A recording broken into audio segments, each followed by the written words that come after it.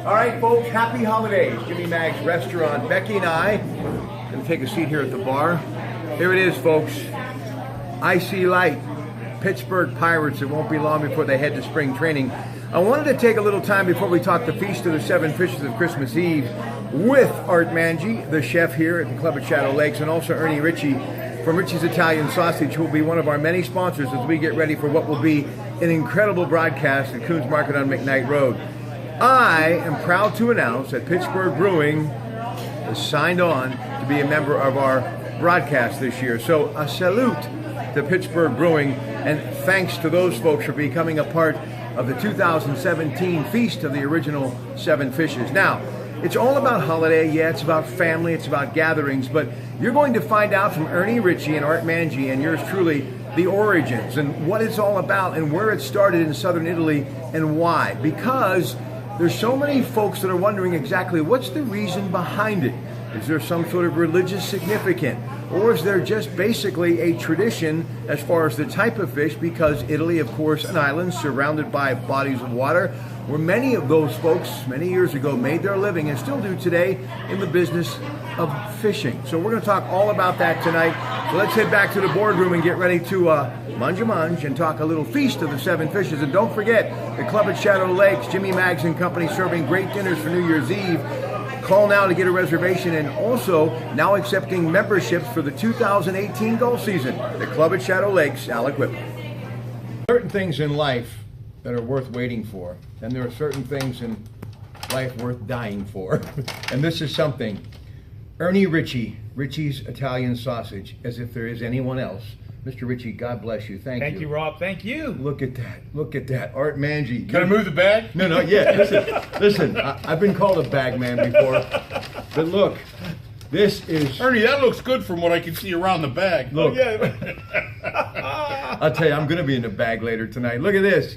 Because I'm going to have a little wine, a little Ritchie's Italian Sausage, and this is Mancini's bread. Coons Market, and of course, standalone. You know it, you love it, absolutely incredible. That is what the holiday is all about. But for us, it's the Feast of the Seven Fishes. But before you do any of that, the legend that is Rick Seaback, Public Broadcasting, WQED, new show, and it's you. Tell me It's about called, it. well, it's not me. There's six of us. It's called Meet, M-E-A-T, Meet Pittsburgh. And it's going to premiere February 1st, 8 o'clock on WQED. And he chose 6 specialty meat establishments, came out and filmed us and put us on for an hour. And I've never been on with Rick Seaback before. I've been on with Chris Fenimore a lot of times, but this is our first Seaback show, and he's amazing. Listen, Chris Fenimore, also the Feast of the Seven Fishes. Whenever they roll it on PBS, please check it out. A true treasure, as is Rick Seaback in Pittsburgh. Okay, Feast of the Seven Fishes, also known as the Vigil, is an Italian-American celebration of Christmas Eve with meals of fish or other seafood. And he will correct me as soon as I'm wrong, which will be shortly, because he is the expert, and we're going to be on the air from 6 a.m. to 1 p.m., Coons Market, McKnight Road. But here's the breakdown. 6 o'clock hour, Doug Oster, Jessica Wallace, you're the organic gardeners, how to take care of your poinsettias and Christmas cactus, and great gifts for gardeners for the holiday season. I got a line that'll turn this into a garage, but I won't do it. Also, Do it. 7 until 9, it'll be him and I, and I'm so happy because we're going to be shoulder to shoulder. It is going to be a great time. We're going to be talking all about this wonderful holiday and tradition, and we invite you to phone in at 866-391-1020, and you can also join us at Dollar Bank Instant Access, KDK.com. And then Heffernan Tillotson, Your Money and You, and then Mr. Joe Dentisi and I, and literally thousands, the Costa family, you name it, the Bishop, they'll be there, and we'll be on the air, so please make sure that you join us. Now, it originated in southern Italy, and the reason is to celebrate the midnight birth of Christ. Its long origin dates back to the days when Catholics could not eat meat during certain times of the year. I remember that, and they also told me if you keep looking at that girl, you're going to die. All right, seven fishes. The term is unclear where it came from. The meals can include 7, 8, or even 9 seafood dishes. So before I go through all these fishes, how all of a sudden have they added 8 and 9 to this thing when I've always learned from you, the master, it's 7, 7, 7. There's 7 fish, okay? Here we go. But there's 13 dishes. There's 7 fish, there's 13 dishes. Seven of the apostles were fishermen. Folklore says 7, and they're Sicilian, by the way, which covers Joe Dentisi. 7 sacraments. But the whole thing is, we're celebrating Advent. celebrating the season of Advent, the anticipation of the birth of Christ, which is why we fast, which is why we eat fish on Christmas Eve. Now listen, Ernest and of course his son Gianni, and his wife Cheryl and the entire family, mom and dad, still doing it, Richie's Italian Sausage, but they do this every single year, and it really started many years ago. Ernie Velazzi's the guy who deserves all the credit. It started in a Christmas window at Gimbel's at 4:30 one night when it was raining Christmas Eve, nothing to do, and he went, "You know anything about the Feast of the Seven Fishes?" I said, "No, but I'm sure you're going to tell me," and he did. And it's just been going on for 30 years, and because of the Dentisi family and all the great sponsors, we are able to bring it to you again, so I'm looking forward to that. But I go back to Joe Piccarelli, my daughter's godfather, and Anthony Celeste, and so many others who've been such a big part of this, and believe me, it's so important to carry on this tradition. That's why we do this every year, and I do hope that you'll tune in, but better yet, drop in. We've got the Granati brothers, all sorts of great entertainment and great food, too. Now, speaking of food, this is where you come in. You awake? Okay, I'm sorry. The most famous dish, bacala, salted cod, along with fried smelts, calamari, anchovies, whiting, lobster, sardines, shrimp, mussels, and clams. Where did an Italian, sorry, I wanted to use another word, That's okay. ever eat lobster? Did your No, I know. grandparents ever eat lobster? No. We've upgraded since the kids, but no. You had schmelts, you had bacala, you had eel. Right. Okay, you had the You calamari. had squid, right? Right. You had anchovy bread. Yes. But we never, in those days we didn't have. And then we had the whiting and the bacala Yeah. and the pasta. Yes, and we had the pasta with the tuna and the calamari. Okay. Sauce, and yes. then we would do fried greens. We used to start off with poke, and then we moved on to Swiss chard. And that's for good luck. Right. That's why you eat that.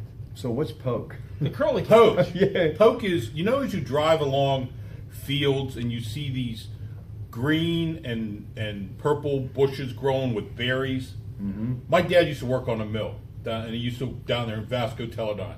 And we would go down every spring after the first hard rain and pick poke. And it's that stuff that turns to that little woody straw kind of thing. Mm-hmm. And if you would pick it right whenever it was still in a cone shape, you would take that and clean it and wash it and then boil it and then fry it with garlic and crushed red pepper. But Good. it was fabulous. Octopus, oysters, scallops, shrimp, linguine with anchovy, clam, lobster, forget it, and possibly tuna. I love anchovies. So are they involved anywhere on your table during the holidays at all?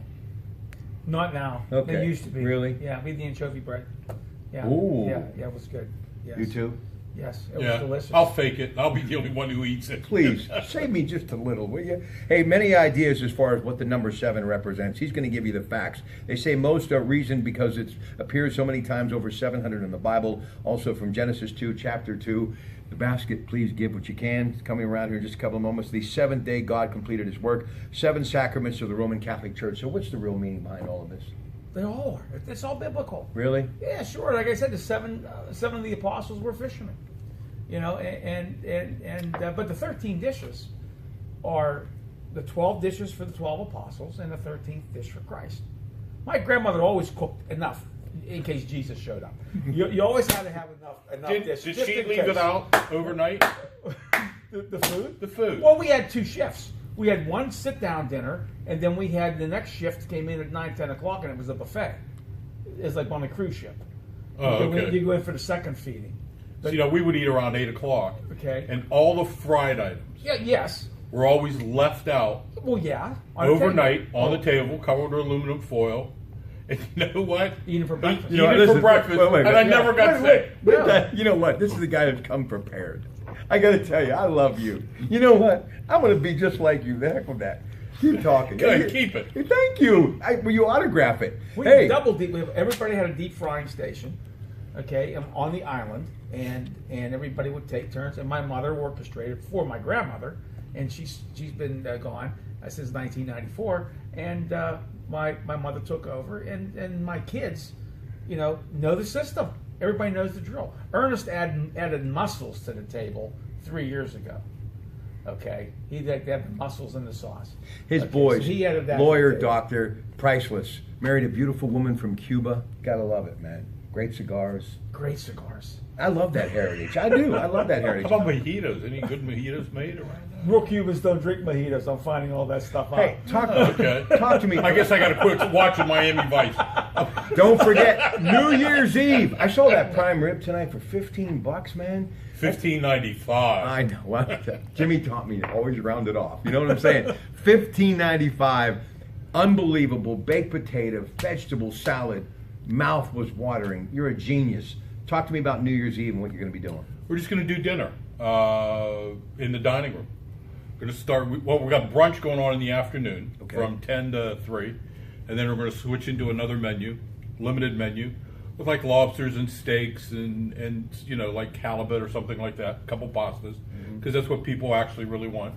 And you know, menu will be priced accordingly, and that's what we're going to do. And after that, probably reservations done at 9 o'clock. We'll clean up and we'll get out of here. Nice, absolutely. Listen, before you go, you know, I have such fond memories growing up in the Valley. He, of course, from Anakin, our dear friend Mike Alama, thinking about his passing, first Christmas without him, but so many others. And I love the town that I live in now. But you're part of the world. McKees Rocks, love it. I think of Coriopolis. I think of Moon Township. Talk to me about growing up, Glen Willard, and that little magical part of Western Pennsylvania. My mom's from Coriopolis. My Aunt Jeannie had a bar in Glen Willard, Mariana's Lounge, for years. And McKees Rocks, you can make a movie in McKees Rocks. I mean, John Soretti, starring John Soretti. He was in the store today. Guys from Pitoff. Yes, you know, and it's just, it's classic, but the heritage is there and it's alive, and you have to love it. It's just how it is. People are out shopping. They're buying all their stuff for the Christmas table, and everybody's getting ready to eat. That's the beauty of it. I'm going to leave you with this. The legend Joe Piccarelli. Only you will get this remark. Told me many years ago, Rob, for you, the rent stays the same. There you go.